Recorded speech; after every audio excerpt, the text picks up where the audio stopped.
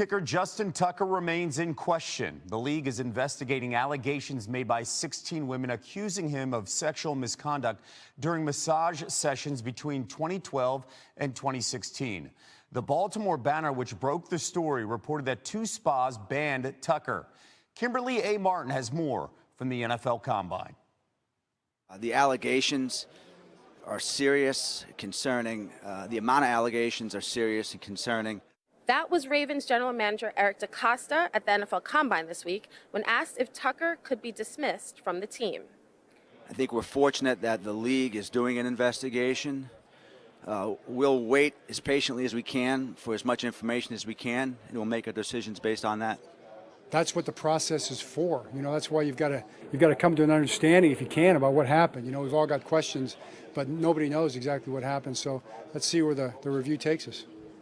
After the Baltimore Banner broke the story last month, Tucker vehemently denied the allegations, and he did so again yesterday, saying these claims are simply not true. Tucker was already a question mark with the Ravens. The league's most accurate kicker ever was one of the worst in the league last season. The 7-time Pro Bowler is 35. We're looking at every position, but I'd say the kicker position would have been a priority no matter what, because, you know, Justin's our kicker. We love him, and I expect him, would have, always expected him to keep going forever, but nobody goes forever. While denying the allegations yesterday, Tucker also offered an apology, saying, quote, "It devastates me to know that anyone I have worked with would not have felt respected and valued as a professional, but more importantly, as a person. And to anyone who has felt otherwise, I am sorry." I'm Kimberly Martin, ESPN. Staying in the NFL, the Cowboys have a number of issues to address this offseason, none bigger than the long-term future of edge rusher Micah Parsons. The 4-time Pro Bowler set to make $24 million after Dallas picked up his 5th-year option. He's eligible for a big extension. Here's new head coach Brian Schottenheimer on Parsons. Mike is an elite young football player that has barely scratched the surface. And so I think the best thing for me is how comfortable we all are at having those conversations about Micah, Jay Lou, the direction we want to go from the offensive line to the defensive line. It's not just one position, it's really all of them. The business of the NFL has become so big, and again, it's a two-way street. You know, there's negotiations, and sometimes those negotiations take time. But it's our job to focus on the guys that are there, and again, you know, it's part of the game. It's part of the business. New league year, as I mentioned, less than 2 weeks away. Dallas currently has less than $3 million in projected cap space as it approaches free agency. Pick in April's NFL draft, that is Abdul Carter. A medical exam revealed a stress reaction in the Penn State star's right foot. Carter wasn't scheduled to work out at the Combine because of a shoulder injury he suffered in the college football playoff. How good is this kid? Well, Carter's the #1 pick in Mel Kiper's latest mock draft released earlier this week. His 23.5 tackles for loss were the most in the FBS last season. He registered a pressure on over 18% of his pass rush snaps. That too in the FBS. And SportsCenter's on the road, presented by Geico's senior NFL insider Adam Schefter joins us now live from Indy. Shefty, what's the reaction around Indy on this development with Carter's right foot? Well, Kevin, I think initially there were some concerns about whether or not this stress reaction injury would require surgery, but further scans today meant that the doctors advised Abdul Carter not to have that surgery. He's now going to go through and work out at his March 28th Pro Day at Penn State, when teams will get an up-close and personal look at how he, his shoulder, his foot are all faring. That'll be a critical Pro Day on March 28th at Penn State. But I think teams right now still don't believe that this is going to have any type of dramatic effect on the player who could potentially be the #1 overall pick in this draft. Titans are on the clock, and later on SportsCenter, Stefania Bell, our injury analyst, has a great breakdown on specifically this injury surrounding Carter. All right, let's stay with the buzz and the storylines coming out of the Combine in Indy. What's the latest surrounding Matthew Stafford's future? Kevin, that situation hangs over the Combine and really hangs over the NFL offseason. What happens with Matthew Stafford will help determine the future of other quarterbacks and where they play this offseason. Right now, the Rams and Matthew Stafford have been talking, trying to see if there's a way to figure it out for Matthew Stafford to remain in Los Angeles. They've gone over a rework contract. Both sides are waiting to see whether they can make enough progress, bridge their differences to bring Stafford back to Los Angeles for the 2025 season. If they can't, that's where it gets interesting. That's where a trade comes into play. You'd be watching the Raiders, the Giants, the Steelers, any team that has been vying for Matthew Stafford's services, but really it's up to the Rams and Stafford first to see if they could figure out a solution. If they can, he's a Ram. If not, then the NFL offseason officially gets underway with a Matthew Stafford trade. And a reminder, we're just 13 days away from the start of the new league year. Shefty staying in mid-season form here in late February. Shefty, we know you're staying caffeinated and keeping your head on a swivel at all times in Indy. Always doing that. We appreciate Kevin, it. you have to. You never know what's going to be coming at you in the mean streets of Indianapolis at the Starbucks here. NFL security not involved in this segment. Thank you so much, Shefty. A quick look at the top prospects in the NFL draft.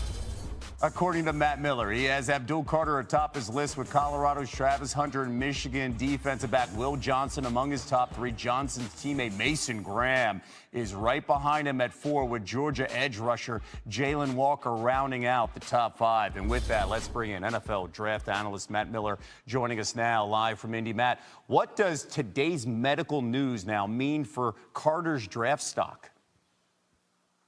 No, I don't think there's any change. As Adam said, I think it's good news, the fact that on the rescans they saw no surgery needed. He's still going to be able to participate at his pro day.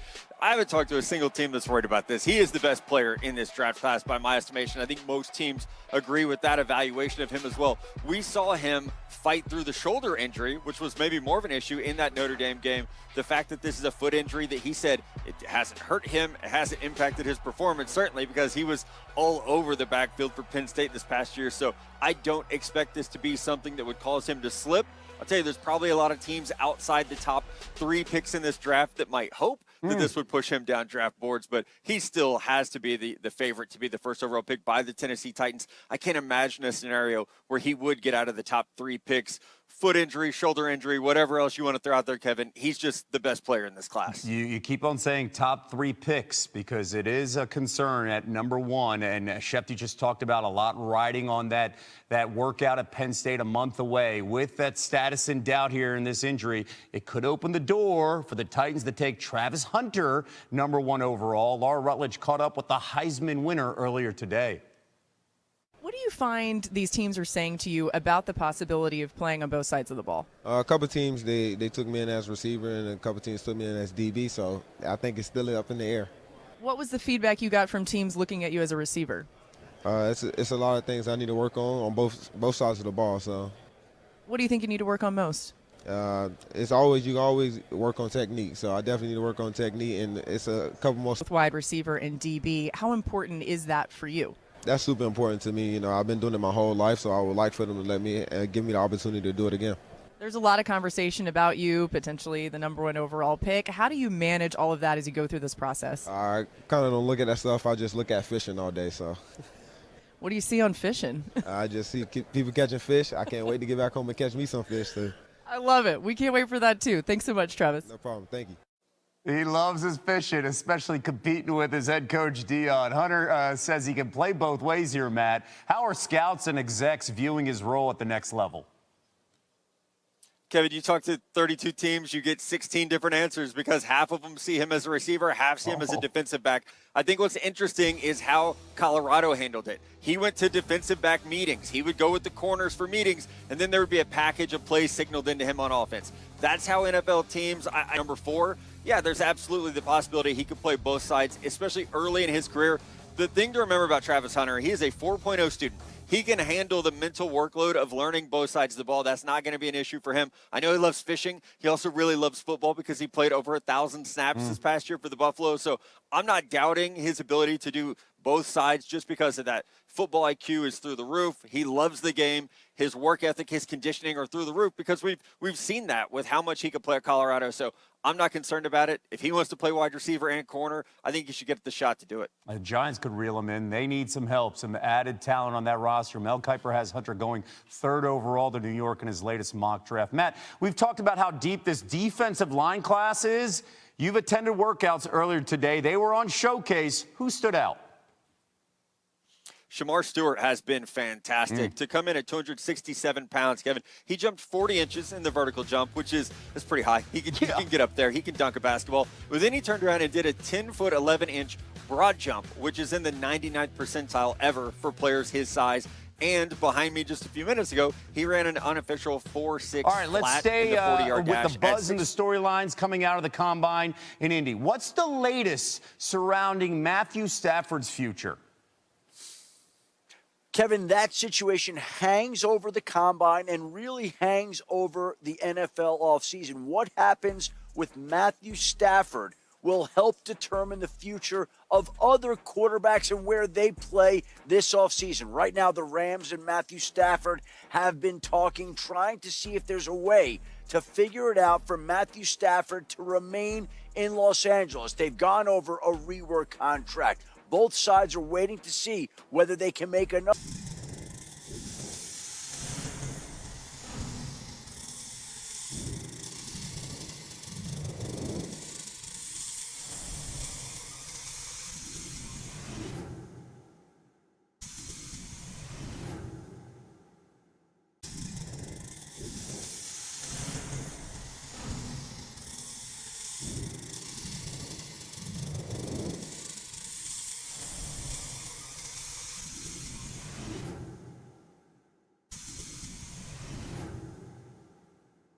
The future of Justin Tucker remains uncertain as the NFL investigates serious allegations of sexual misconduct brought forth by 16 women. The accusations, stemming from incidents alleged to have occurred between 2012 and 2016 during massage sessions, were first reported by the Baltimore Banner, which detailed that 2 separate spas had banned the Baltimore Ravens kicker. The situation cast a shadow over one of the league's most accomplished specialists, raising questions about his standing with the franchise and the NFL as a whole. Ravens general manager Eric DeCosta, speaking at the NFL Combine, acknowledged the severity of the claims but emphasized the importance of due process. He expressed confidence in the league's ongoing investigation, stating that the organization would remain patient and allow the process to unfold before making any final determinations regarding Tucker's future with the team. Despite his storied career, Tucker was already a topic of concern for the Ravens after an uncharacteristically poor 2024 season. The 7-time Pro Bowler, widely regarded as the most accurate kicker in NFL history, struggled last year, finishing near the bottom of the league in key statistical categories. At 35 years old, questions about his longevity were already surfacing, making the current allegations an even more pressing issue for Baltimore's front office. While addressing the media, DeCosta made it clear that kicker was already a priority position this offseason, suggesting that the team may have been considering contingency plans regardless of the investigation's outcome. In a statement issued yesterday, Tucker vehemently denied the allegations once again, calling them simply not true.